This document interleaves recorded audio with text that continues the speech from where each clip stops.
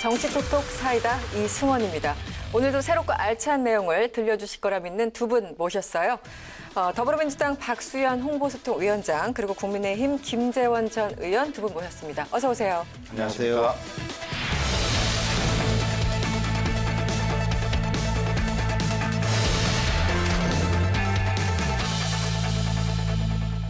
네, 오늘 두 번째 시간인데요.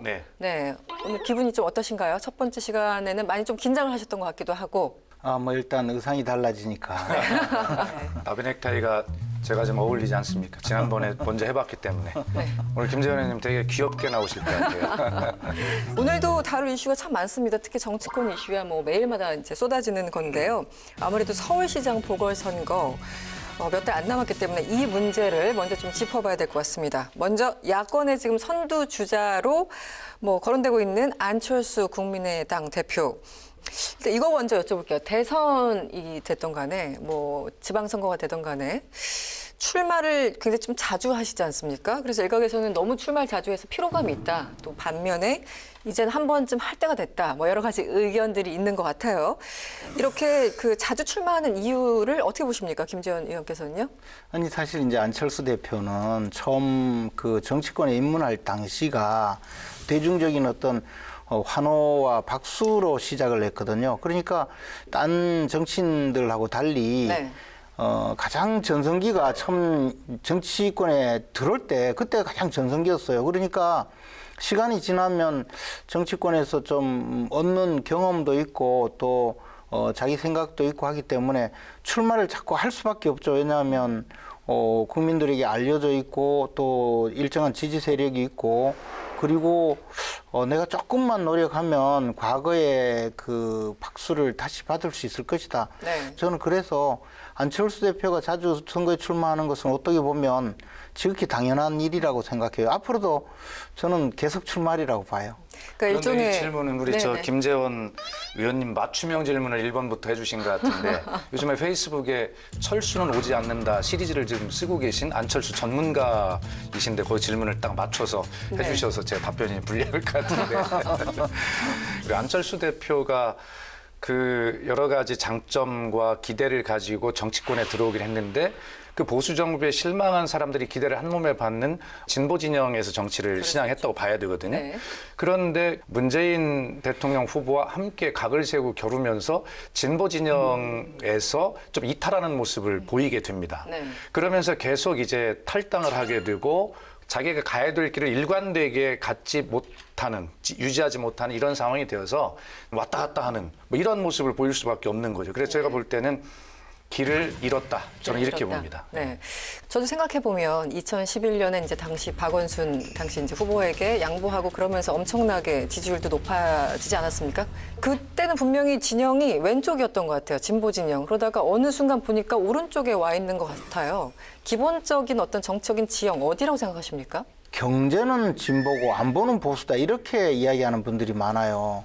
근데 사실 그분은 기업가일 뿐만 아니라 아주 성공한 기업가거든요. 그리고 그분은 또 나름대로는 자본주의 경제 체제에서 가장 성공하고 그 방식에 익숙한 분인데 그런데 이제 정치를 시작하면서 중도를 표방하면서 경제는 진보다 이렇게 하기 위해서 민주당과 손을 잡았는데 사실 거기서 버텨내지를 못한 거죠.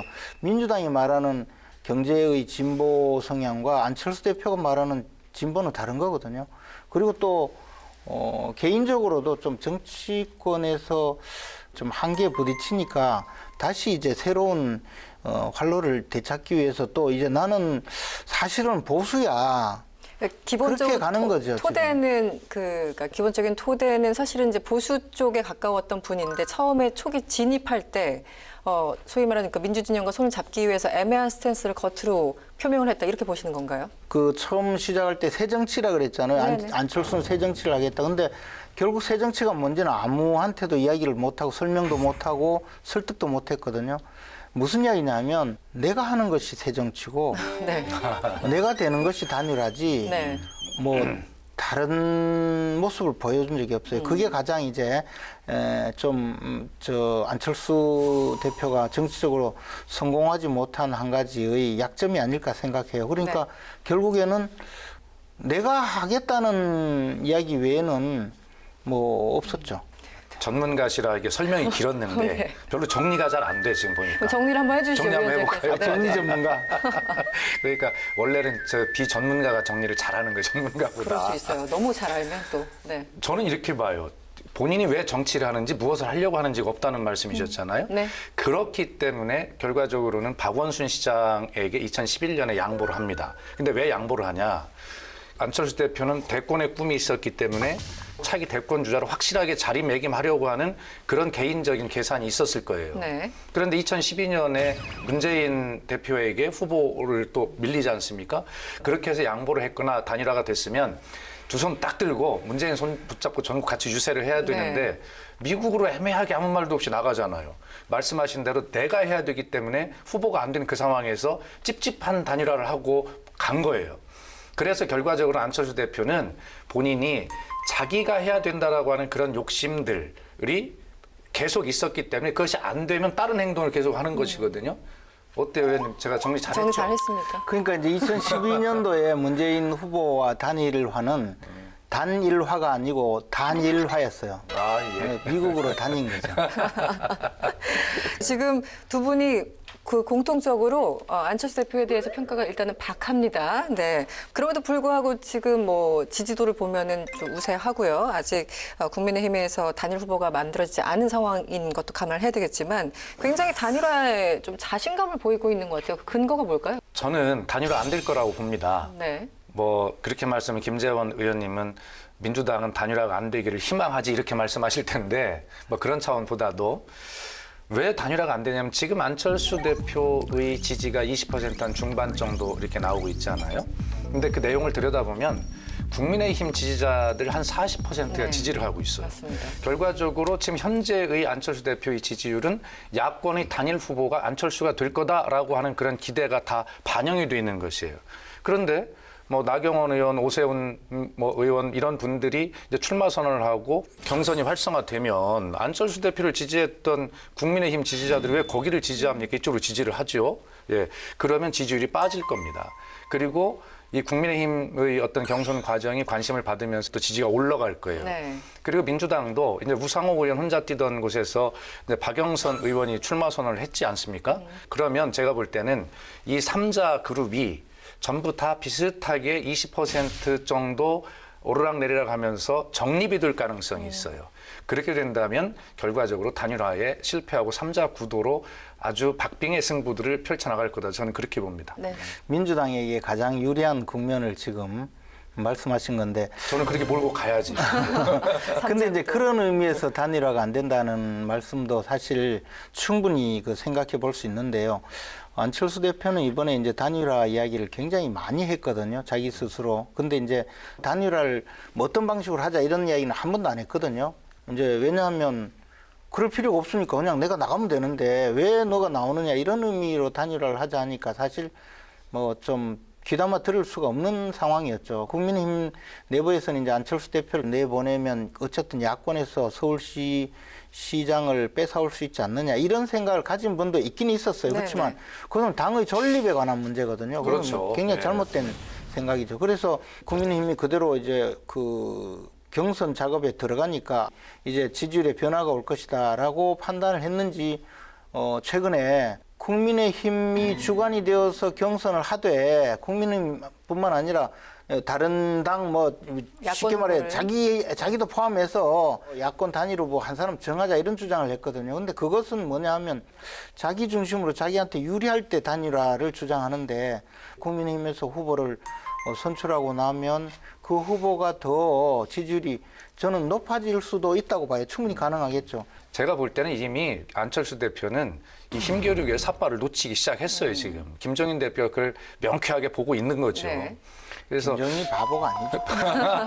맞습니다. 네. 제가 김종인 대표 저희 당의 비상대책위원장을 하실 때 제가 비서실장이었어요. 날카로운 분이거든요. 안철수 대표는 이미 초기 자기가 주도하던 서울시장 이 판을 이미 김종인 대표하고 국민의힘에게 야권 단일화라는 측면에서 보면 이미 뺏기기 시작했다.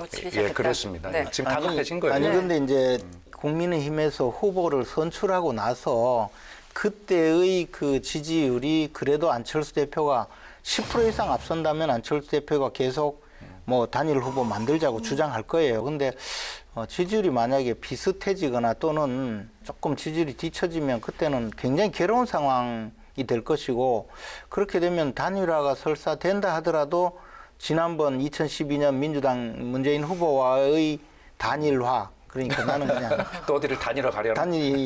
그러니까 이제 각자 그 지지하던 지지 세력이 통합이 되어서 결국은 뭐 표가 합쳐져서 결국 본선 경쟁력을 높여야 되는데 네. 그렇게 지지자가 통합되지 않으면 사실 단일화를 했는데 결과는 나빠지거든요. 그렇죠. 예. 하나만 제가 질문을 드릴게요. 가까이 계셨으니까 그 김종인 지금 위원장과 안철수 대표를 싫어하십니까?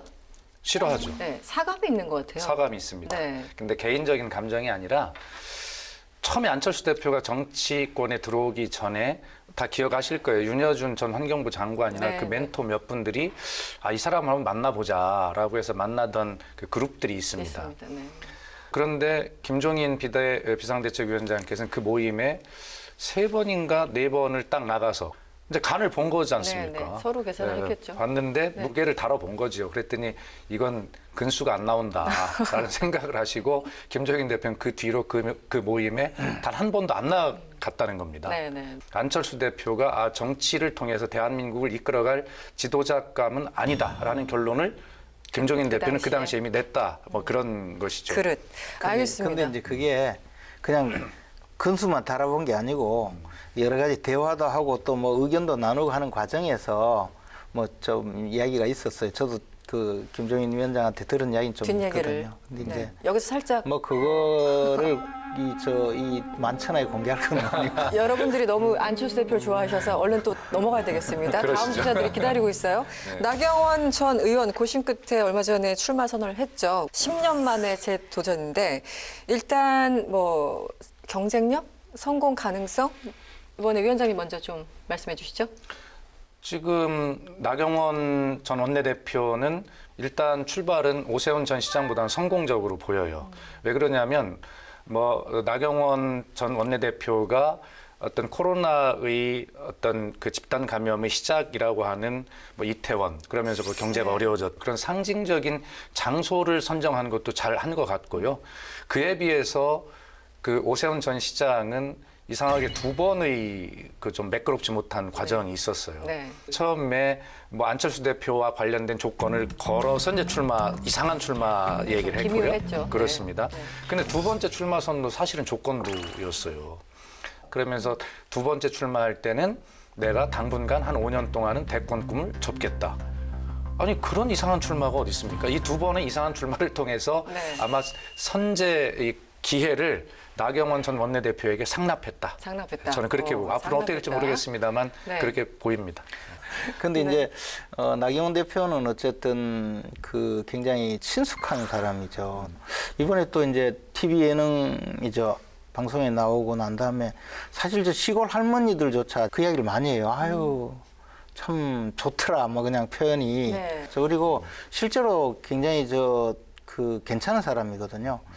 그리고 이제 오세훈 시장은 사실 이제 자기가 10년 전에 시장을 사퇴함으로써 결국 서울시정을 이렇게 만들었다는 그에 대한 좀 강박관념이 있긴 있어요. 네. 그렇지만 아니 안철수 대표는요 서울시장 안 나오겠다고 계속 이야기했고 그렇지. 심지어는 아니 저는 서울시장 나오지 않는다고 했는데 왜 자꾸 물으세요? 뭐 이런 이야기까지 했거든요.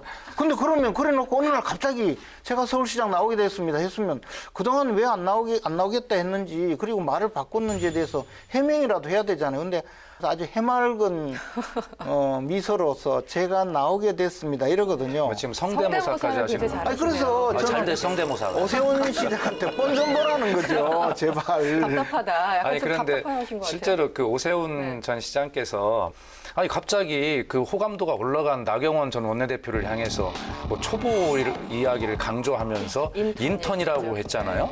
왜 그렇게 했는지는 모르겠어요. 그러니까 바로 아니 10년 쉬신 분이라는 공격을 바로 받잖아요. 아니 근데 그는 이제 지금 밀년간의 임기를 제대로 할 수 있는 사람은 나밖에 없다 이런 이야기고 그것을 뭐 꼭 나경원 대표에게 이야기했다고 생각하진 않아요. 근데 어쨌든 안철수 대표보다는 나경원, 오세훈에 대한 이야기거리가 좀 더 많아질 앞으로. 것이고 네. 서울 시민들이 이제 선택지가 넓어졌고 그러한 과정에서 보궐선거가 그나마 이제 볼만한 게임이 되었다 생각하고요. 저 야당이 비록 굉장히 열세인 입장이고 그래도 시민들에게 좀 설득을 하고 또 이해를 구하고 또 희망을 안겨주고 하는 그런 역할을 할 수 있겠다는 그런 자신감을 갖고 있습니다. 김재현 의원이 자꾸 죽는 소리를 하는 거 보니까 좀 작전인 것 같아요. 네, 표정 관리를 하고 계신 것 같지 그러니까 뭐 않습니까? 자기들이 불리하다 이러는데 여론조사가 죽는 그래도- 소리 그만하고 네. 민주당이 지금 절실한 상황이라니까. 시민의 마음을 얻고 있으면 그걸 알고 있으면 후보를 내지 말아요.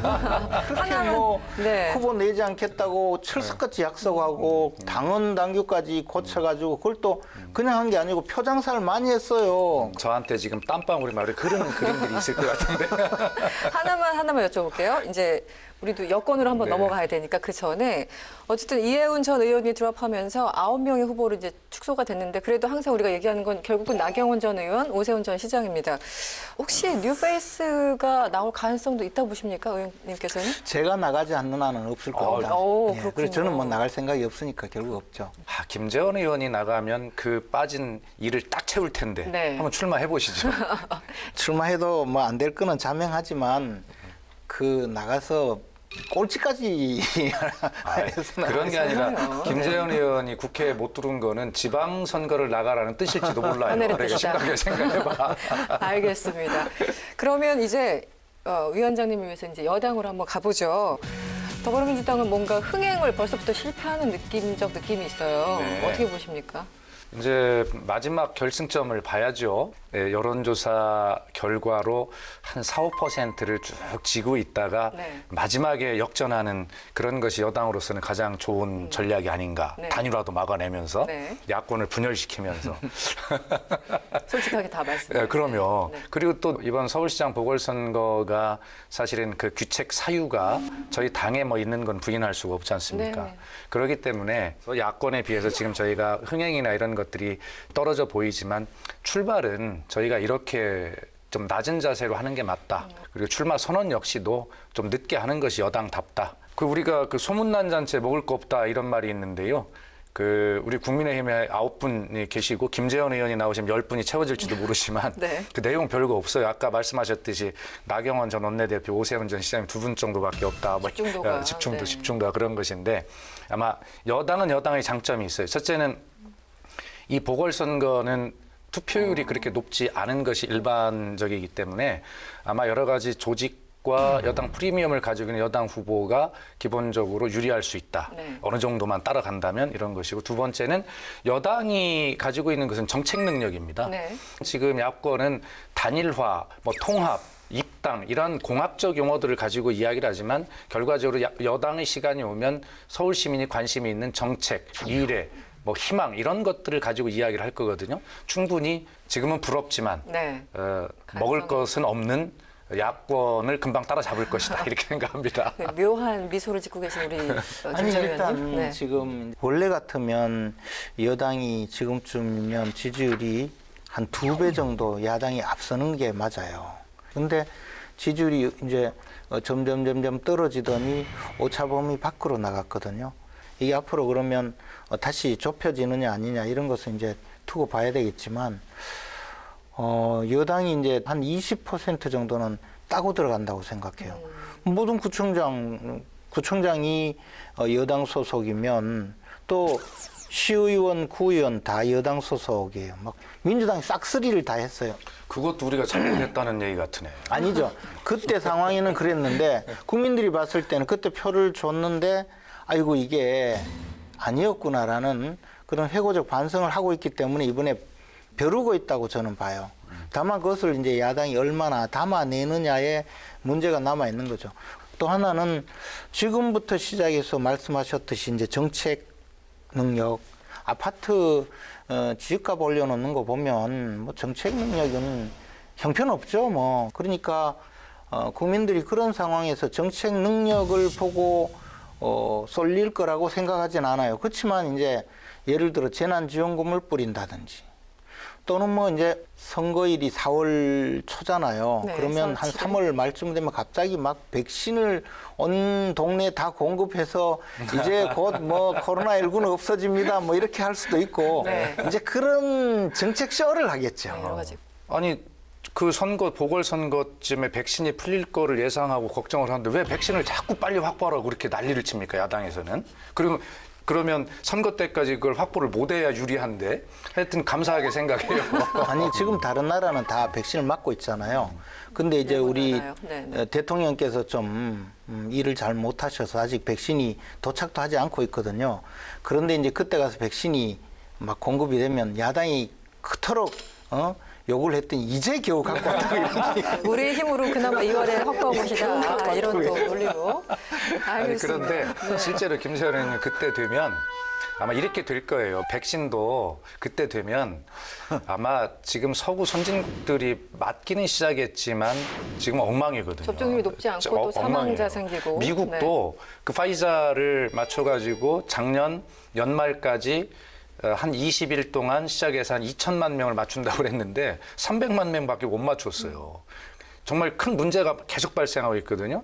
그러면 그때쯤 되면 선진국의 그런 문제점들을 다 보고 차근차근 준비해서 안정적으로 국민께 잘 맞출 수 있는 그런 여건이 될 거예요. 시간 확보. 그러니까 이 정책 쇼라고 말씀드렸는데 심지어 지난 연말에 예산 편성할 때까지 백신 예산도 제대로 확보하지도 않아 놓고 이제 와서 하는 말이 백신 그 부작용이 있을지 모르니까 딴 데서 만든 거 보고 우리 늦게 맞으려고 했다. 해도 너무해요 정말.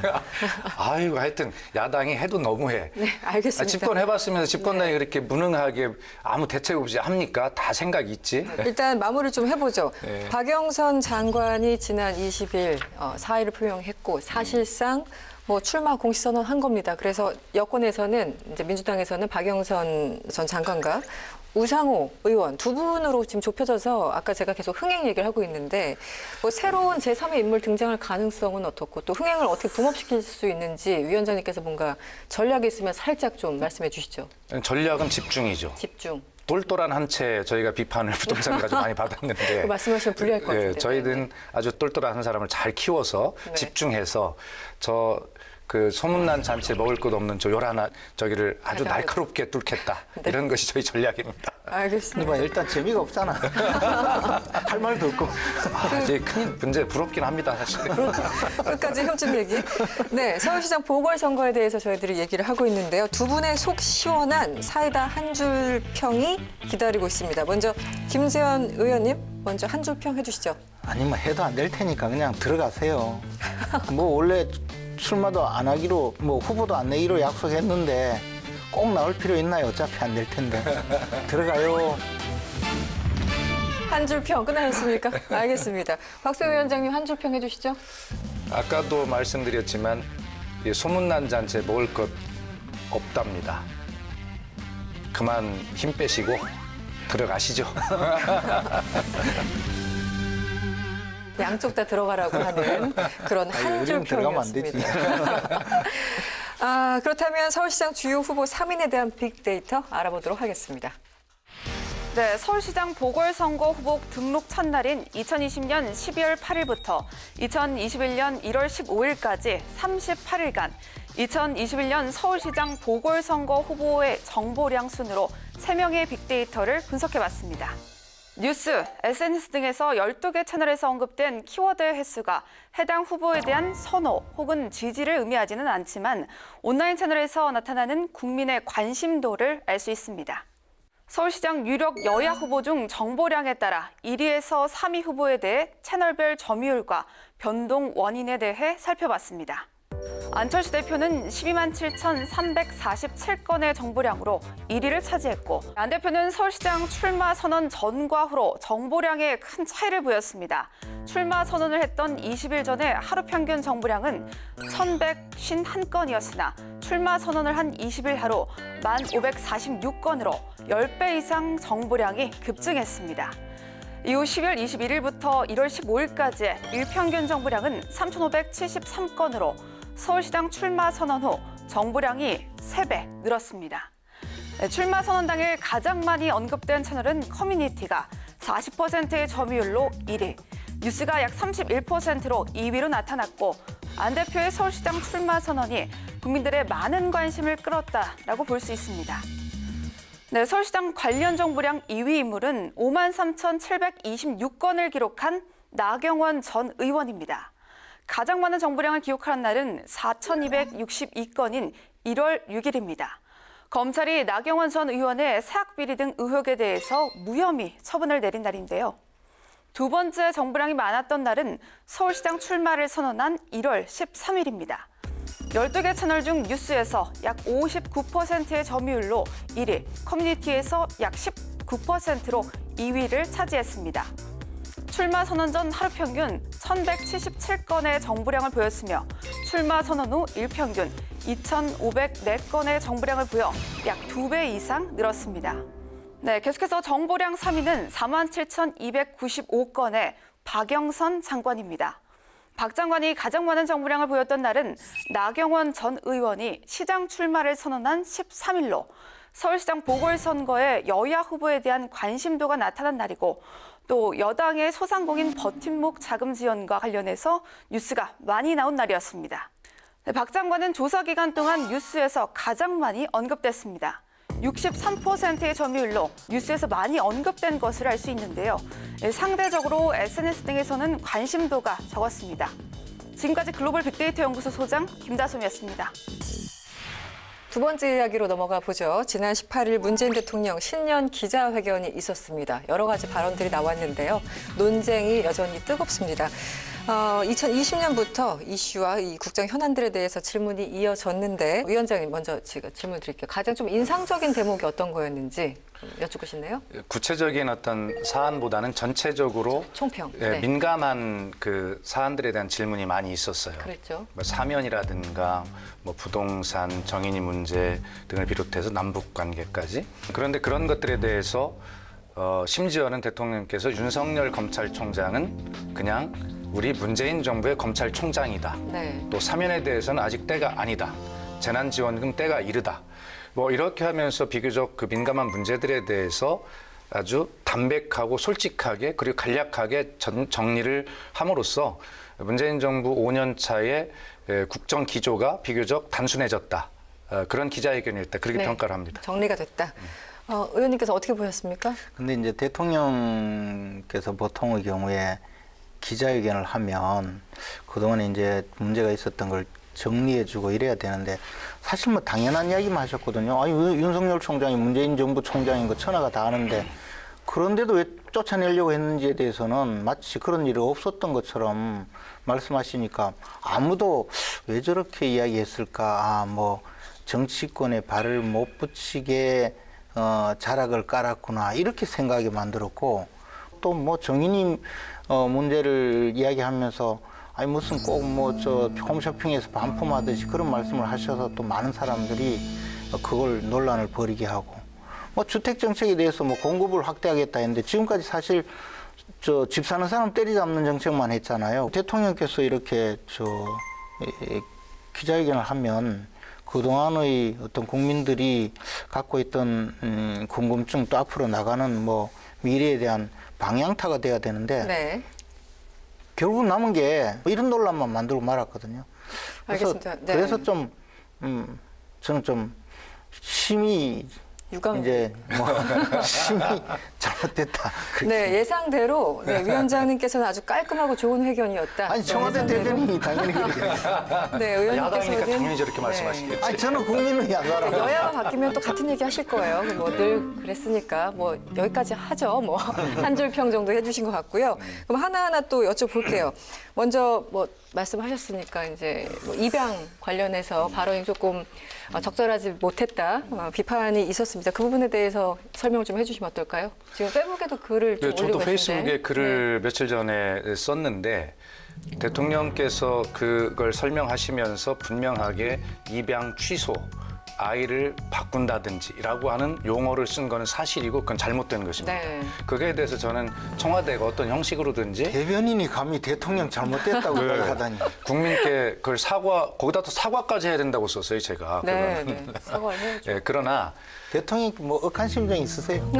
저를 잘 안 원래는 그래 하면 안 불러주시더라고요. 이게 칭찬하기 전에는 항상 뭔가 이렇게 좀 깔아내야 되니까. 그러니까 제가 대변인 시절에 이 문제를 가지고 대통령께서 여러 차례 토론하고 말씀하시는 거를 제가 기록도 하고 다 그 자리에 있었으니까요. 그 당시에 20대 국회에도 이것과 관련된 법률안이 4개쯤 제출이 되어 있었는데 그게 네. 자동 폐기가 됐거든요. 그것이 통과 안 된 것에 대해서 대통령은 아쉽게 생각하고 외국처럼 세밀하게 연구를 해서 제도적으로 뒷받침해보자라고 하는 이제 그런 제안의 말씀이시고 설마 대통령께서 그런 기본적인 내용을 모르고 말씀을 하셨겠습니까? 그러나 어쨌든 국민께서 상처를 받을 수 있는 어휘를 선택하셨으니 그 부분에 대해서는 사과를 하셔야 된다는 겁니다. 네, 네. 그런 취지고요. 그래서 대통령은 거기서 얘기한 입양 취소 이런 것들이 뭐냐면 그 사전 위탁 보호 제도라고 하는 것을 보면 그 양부모가 입양 아동을 잘 양육할 수 있는 자질과 자격과 그런 어떤 마음이 있는 사람인지 이것을 아이 입장에서 부모를 고르는 기준으로 봐야 네, 되거든요, 네, 사실은. 네. 근데 대통령의 말씀은 어떻게 보면 부모 입장에서라고 말씀하셨어요. 그 말씀을 하시면서 뒤에 아동의 입장에서 부모가 자격이 있는지를 봐야 된다는 말씀까지 마무리를 하셨어야 되는데 네, 사실 그걸 못 하신 그 거죠. 부분이 좀 그 부분은 아쉽다. 아쉽고 그러나 전체적으로 보면 대통령은 아동 학대의 문제로 이 문제를 파악하고 있고 아동 학대가 해결이 되려면 현장에서 어떻게 실효성 있게 돼야 되는지를 전담 공무원을 중심으로 아동 보호 기관 그다음에 의료진, 경찰 이렇게 해서 네 단위가 제대로 협업하고 초기 대응 조치를 잘해야 된다라고 하는 이런 것들을 대통령은 용어 하나 안 틀리고 정확하게 구사했고 그 뒤에 입양 제도의 설명을 하신 겁니다. 네. 아이를 쇼핑하듯 한다. 아이가 뭐 갑판대 물건이냐. 아이가 반품하고 교환할 대상이냐. 이런 그 문제를 더 섬뜩하게 만드는 야당의 언어 선택도 잘못된 것이다. 입양을 할 때는 이미 친양자 관계를 맺거든요. 그 법원에서 허가를 받아야 돼요. 네. 그리고 그 과정에 조건도 많이 있어요. 여러 가지 그걸 또 심사를 해서 말씀하신 대로 과연 부모 자격이 될 수 있는지 양육할 능력이 되는지 또 생각이 그 심정적으로 이분이 아이에 대해서 앞으로 키울 수 있는 어떤 그런 조건을 갖췄는지 이 모든 것을 판사가 직접 판단을 해서 이제 친양자 허가를 해서 입양을 하거든요. 네. 근데 부모하고 그 입양된 아동과 맞지 않을 수 있으니 이걸 애를 교환해 주거나 또는 취소할 수 있도록 하향 제도를 쉽게 해서 입양을 했는데 부모하고 자식 아이가 맞지 않을 수 있고 마음에 들지 않을 수가 있으니까 취소하거나 다른 애로 교환해 주도록 하는 제도도 필요하다 이렇게 말씀하신 거예요. 부모가 정인이를 입양했는데 정인이가 마음에 안 드니까 그걸 미리 좀 취소를 하도록 해줬으면 그런 불행한 사태가 일어나지 않았을 텐데 하는 그런 마음으로 접근을 한 거거든요. 제가 김재원 의원님 말씀을 드리면서 고개를 끄덕이는 거는 김재원 의원님 말씀이 옳다는 게 아니라 대통령의 말씀을 야당에서는 그렇게 이해할 수도 있겠다라는 상황에 대해서 끄덕이는 거예요. 네, 네. 그래서 충분히 이해합니다. 그렇게 오해하시는 거. 실제로 순간적으로 그렇게 생각하신 것 같아요. 이게 두 분 다 지금 관심법으로 하시는 것 같은데. 이게 마음에 안 들면 그냥 좀 끊어주도록 해야지 왜 그리 놔뒀냐 이 얘기는 이렇게 말씀하신 거예요. 충분히, 근데 그거를 지금 네, 와가지고 전달이 된 그게 것 아니고 같아요. 뭐 사전 위탁제도 뭐 가정 위탁제도 이걸로 설명하려니까 말이 안 되는 거야. 아니, 내 말이 잘 되잖아, 내 말이 지금. 아니, 그러니까 이해가 안 돼요. 제가 보면 뻔한데 참는 거죠.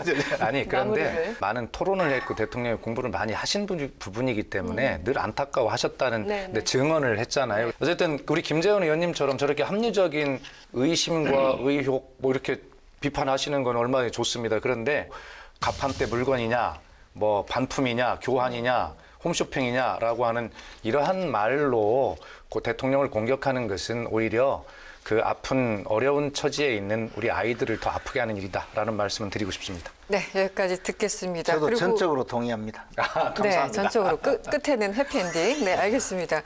아까 두 분께서 언급하신 것 중에 또 하나가 문재인 정부의 검찰총장이다. 윤석열 총장은. 이것에 대해서 해석이 또 극단적으로 갈립니다. 그리고 정치행위를 안 하는 것으로 이해를 한다. 이런 취지로 말씀하셨는데 어떻게 보십니까? 또 관심법입니까? 뭐 관심법이 아니라 뭐 제가 청와대 첫 대변인으로서 자부심 있게 내가 잘 알 수 있다 이렇게 네, 말씀을 네. 드렸는데 실제로 그렇습니다. 네. 처음에 청와대 들어가서 인사를 할 때 대통령이 늘 강조했던 말이 뭐냐면 임기에 대해서 절대 건들지 마라. 전 정부에서 임명된 분들의 임기가 우리 정부에서 남아있다 하더라도 그걸 건들지 마라. 그렇게 해버리면 촛불광장에서 시민들이 만들어준 이 민주정부를 어떻게 우리가 만들어 갈 거냐. 네, 네. 언제 나라다운 나라를 만들 거냐. 이게 늘 대통령이 말씀해 주셨고 야당에서는 그러면 왜 추윤 갈등을 일으켜서 찍어내려고 했느냐. 왜 대통령은 그걸 정리 안 하고 그냥 지켜봤냐. 이런 네. 말씀이신데 네. 그러나 기자회견에서 대통령이 답변을 했어요. 과거처럼 하는 것이 더 좋았다고 말씀 안 하시기를 바랍니다. 이런 얘기를 했거든요. 자, 대통령이 정치력에 대해서 비판할 수 있어요. 왜 대통령이 개입해서 정치적으로 정리하지 않아서 국민을 피곤하게 하느냐. 그건 비판받고 그것이 지지율에 다 반영이 될 문제입니다. 그러나 대통령은 그렇다 하더라도 이것이 삼권 분립의 민주주의 원리에 의해서 자동으로 정리되고 또 추윤 갈등이라고 하지만 거기에서 갈등만 있었던 것이 아니라 검찰 개혁할 거 다 했습니다. 그렇게 더 좋은 민주주의라고 하는 그런 철학이 문재인 대통령에게 늘 있는데 대변인은 저는 충분히 이해하는데 우리 김재원 의원님은 이해가 안 되실 걸로 저는 믿습니다. 어떻게 해석을 하시는지. 아니 뭐 뻔히 알면서도 대변인은 어쩔 수 없이 저렇게 이야기할 수밖에 없다는 취지를 잘 압니다. 감사합니다. 문재인 정부의 검찰총장 그냥 하는 말씀이셨다. 뭐 이 정도로 이해하면 아니 그게 됩니까? 추윤 갈등이 아니에요. 네. 추미애 장관이 대통령의 지시가 없이 그렇게 할 뿐도 아니고 그렇게 할 수도 없는 상황이에요. 왜냐하면 대통령이 임명한 검찰총장이잖아요. 근데 들어가자마자 이제 조국 전 장관을 수사해서 조국 전 장관 재판도 넘기고 하니까 그때부터 이제 시작이 된 거잖아요. 대통령이 임명하고 대통령만이 징계할 수 있는 장관급 임기가 보장된 검찰총장이에요. 그분을 징계에 넘기는데 대통령의 허락 없이 하겠습니까? 그런데 법원에서 이 말도 안 되는 징계라고 해가지고 전체가 무효가 됐거든요. 그런 일을 벌이는데도 대통령이 팔짱 끼고 좋아, 뭐 징계 잘했어 하고 해놓고는 이제 와서 문재인 정부에서 임명한 검찰총장입니다. 이거는 이제 뭐 쉽게 말해서 그렇게 목을 비틀었는데도 안 죽었으니 어쩔 수 없네, 뭐 어쩔 수 없어요. 뭐 그냥 뭐 어떡하겠습니까? 그 정도로 이해를 하시는군요. 그렇죠. 그런 그리고 이제 맥락에서. 지금 네. 또 여기 와서 나 그 사람 싫어요. 이래 할 수가 없잖아요. 그렇죠. 모양이라도 좋아야 되는데 대통령께서도 얼마나 마음이 아프시겠어요. 그래서 그래서 걱정해 주셔서 감사해요. 굉장히 근데 우리 김재현 의원님처럼 생각하시는 국민이 많을 거라는 것도 알아요. 네네. 네, 압니다. 그 저희도 안타까워요, 사실은. 그래서 때로는 대통령께서 막 추윤 갈등이라고 불리는 그런 일이 일어났을 때 둘 좀 불러가지고 좀 혼도 내고 좀 네, 말씀하시지 왜 안 하실까라는 생각을 저희도 안 한 게 아니에요. 네, 과거의 방식대로. 그러면 네. 그런데 다 이해하죠. 대통령님이 어떤 생각을 하는지. 그 생각을 기자회견에서 말씀하셨어요. 과거처럼 하는 것이 좋다고 말씀 안 하셨으면 좋겠다. 왜 나라고 그러고 싶지 않았겠냐라는 말씀을 하신 거죠. 그러나 그렇게 과거처럼 권위주의적으로 대통령이 개입하고 그렇게 된다면 언제 그것이 더 좋은 민주주의로 가겠느냐. 대통령은 이 촛불혁명으로 출발한 이 개혁 정부인 문재인 정부가 적어도 그런 출발을 해야 된다는 강박증 같은 생각을 가지고 있는 분이라는 말씀을 드리고 네. 싶고요. 또 대통령은 그렇게 비판하시는 분들의 비판도 충분히 예상하고 그러나 나는 이 길을 가야 되겠다는 생각을 할 거고 그런 거를 다 각오하면서도 내가 해야 할 일은 하겠다라고 하는 그 대통령의 책무, 역사에 대한 책무라고 저는 생각을 합니다. 알겠습니다. 역시 제가 보기에는 우리 박수현 의원님은 역대 최고의 대변인이 맞아요. 민주주의까지 거론하면서 빠져나가는구나 하는 생각이 들었는데 이게 역대 과거는 과거처럼 돌아가면 안 된다 이야기를 하셨는데요. 과거는 이렇게 하지 않았어요. 이 정권만이 그렇게 되니까 검사들 다 쫓아내고 지방으로 쫓아내고 수사도 못하게 하고 더 나가서 검찰총장 목을 비틀다가 재판까지 해가지고 잘못되고 한 사건을 벌였거든요. 그래 놓고 아닌 척 하시잖아요. 나는 그게 나쁘다는 거예요. 뭐 민주주의 무슨 민주주의예요. 왜 저한테 대통령이 손가락 다 들이마십니까? 저 이쪽으로 다른 방향. 대통령이 그 배후에 있는 거예요. 이 모든 수사의 정점이 결국은 대통령을 향하는 거 아니냐고 수없이 여당 정치인들이 말씀하셨잖아요. 근데 윤석열 총장이 징계를 당한 건 이번에 원전 수사한다고 이게 대통령에 대한 통치권의 뭐 도전이라느니 하면서 급작스럽게 징계 절차에 들어가다 보니까 결국은 형식적 요건도 못 갖춰서 다 무효가 되고 말았지 않습니까? 네, 알겠습니다. 우리 김재현 의원님께서 네, 짧게 좀 이제 정리해 전 주세요. 정권에 네. 쭉 말씀을 해주셨는데 문재인 정부도 마찬가지입니다. 정권의 가장 핵심이었고 또 검찰 개혁의 아주 당사자로 법무부 장관으로 임명했던 조국 전 장관에 대해서 검찰이 수사를 했지 않습니까?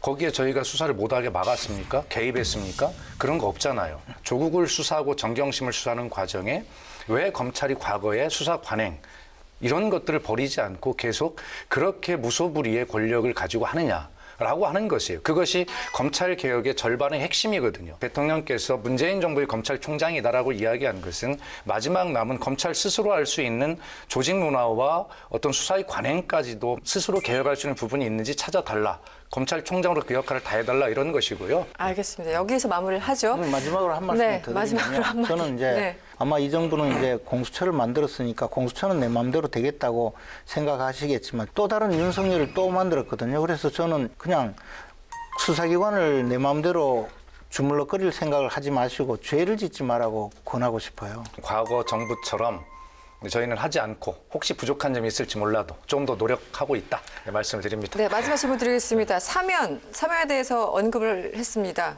지금은 사면을 말할 때가 아니다. 선을 그었는데 여기에 대해서 간략하게 한 줄씩 말씀을 좀 주시죠. 아니 저는 뭐 뻔하다고 봐요. 이낙연 대표가 감히 대통령의 어떤 뜻도 보살피지도 않고 또는 뭐 더 나가서 대통령 지시 없이 사면 이야기를 했겠습니까? 아마 대통령이 뭐 사면 이야기를 언급해 보라고 하니까 사면 이야기 했다가 지금 뭐 반응이 그렇게 좋지 않으니까 혼자 독박 쓴 거죠. 뭐 그리고는 대통령 또 빠져나갔잖아요. 그렇지면 안 돼요, 대통령. 전직 대통령 사면한다면 당연히 여론이 안 좋죠. 네.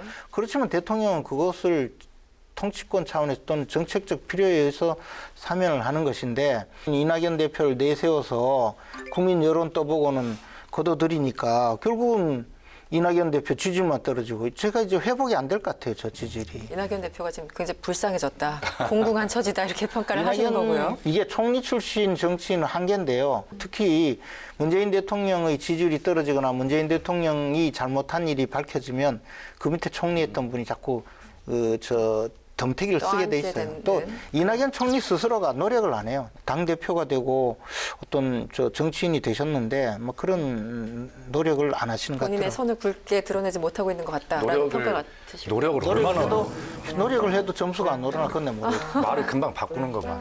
노력을 얼마나 크게 합니까? 사면 건의도에서 혼자 독박 쓰고. 그것도 노력의 일환이다. 좀 안 됐어. 네. 그런데 사면에 대해서 그 대통령께서 2019년 5월 달에 그 국민과의 소통 때 하신 말씀을 네. 보면 전임자 두 분이 대통령이 의 처지가 너무 가슴이 아프다.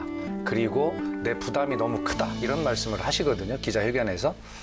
그런데 이낙연 총리가 대통령과 총리 시절에 계속 교감을 하면서 아마 그런 마음의 교감이 있었을 거예요. 이낙연 총리 입장에서는 설사 본인이 이 타임에 내가 이거를 좀 건의를 해서 나도 좀 잘 되고 대통령 부담도 좀 덜어주자 이렇게 뭐 양수 격장으로 생각했을지는 몰라요. 그러나 어쨌든 이낙연 대표가 그 말씀을 하시고 저한테 직접 전화를 걸어와서 한참 저하고 이야기를 했거든요. 나라를 국민을 통합시키기 위한 자기 충정 뭐 이런 것들을 이야기를 하더라고요. 근데 저는 정말 믿어졌어요. 본인은 대통령에 대한 충심으로 또 당 대표의 책임으로 그렇게 했지만 그 정치적 행위에 대한 책임을 본인이 뭐 다 져야 되는 건 아니겠습니까? 김재원 의원님 말씀대로 그것을 막 다 서로 짜고 했다가 불리하니까 대통령이 빠졌다. 뭐 이렇게 보실 수도 있는데 그건 아니다라는 말씀을 아닐 거라는 말씀 본인도 잘 알 거고 따뜻한 마음과 이해심이 많은 우리 김재원 의원께서 오늘 대통령 이해하는 거 좀 야박해 좀. 평소에는 굉장히 따뜻하신 우리 김재원 의원께서 대통령한테만 너무 야박했다 이런 위원장의 그 한 줄 평이 있었고요. 사면에 대해서 좀 전망을 해주시고 이 정권 안에서 가능할 것인가 두 전직 대통령에 대해서 간단하게 아니, 좀 어차피 전망해 주시죠. 문재인 대통령께서 사면을 하시려고 시도를 하신 거거든요. 사면을 언제 하느냐의 시기만 남아있지. 다만 보궐선거 전에 사면하는 것이 보궐선거에 도움이 될까 아닐까 사실 정무적으로는 검토를 하셨을 거예요. 근데 뭐 크게 도움이 안 된다는 판단이 되어서 미루는 거 아닌가 싶은 생각이 그래서 들어요. 임기 내에는 가능할 것이다라고 그는 전망하십니까? 대통령께서 사면을 할 마음이 있기 때문에 이낙연 대표의 입을 통해서 그런 네. 말씀을 하신 거죠. 알겠습니다. 위원장님 예, 전망 뭐 간단히. 네. 대통령께서 신년 기자회견에서 지금은 때가 아니다라고 말씀하시고 국민의 공감을 말씀하셨습니다. 그러면서 뒤에 덧붙인 말씀은 더 적절한 시기, 그다음에 깊은 고민 이런 말씀을 여운을 남기셨거든요. 그에 대해서 많은 언론들은 아마 대통령이 임기 내에 사면을 염두에 두고 있는 것 아니냐 이런 기사들을 많이 썼더라고요. 네. 뭐 저도 뭐 그런 안에서 대통령께서 기본적으로 언젠가는 모르지만 임기 내에 사면을 하든 안 하든 네. 뭐 그런 선택이 당신의 책임이다라고 하는 생각을 깊이 하고 있는 것으로 보입니다. 네, 제가 한 줄 알겠습니다. 평을 말씀드리면 사면은 당연하다. 사면 당연하다. 빨리 하시라. 빨리 하시라. 저도 한 줄 평을 말씀드리면 사면은 대통령의 사면이 아니라 국민의 사면이어야 한다. 네, 여기까지 듣겠습니다. 지난 한 해는 코로나19로 대한민국을 포함한 전 세계 경제가 아주 심각한 타격을 받았습니다. 더 안타까운 것은 코로나19에 대한 전망이 올해도 그리 낙관적이지는 않다는 거죠. 이럴 때일수록 정치가 향해야 하는 방향은 민생 회복을 위한 진정한 정책 태결이 아닐까 싶습니다. 박수현 위원장님 그리고 김재원 전 의원님 오늘도 고생 많으셨고요. 다음 주도 기대해 보겠습니다. 지금까지 이승원이었습니다. 고맙습니다.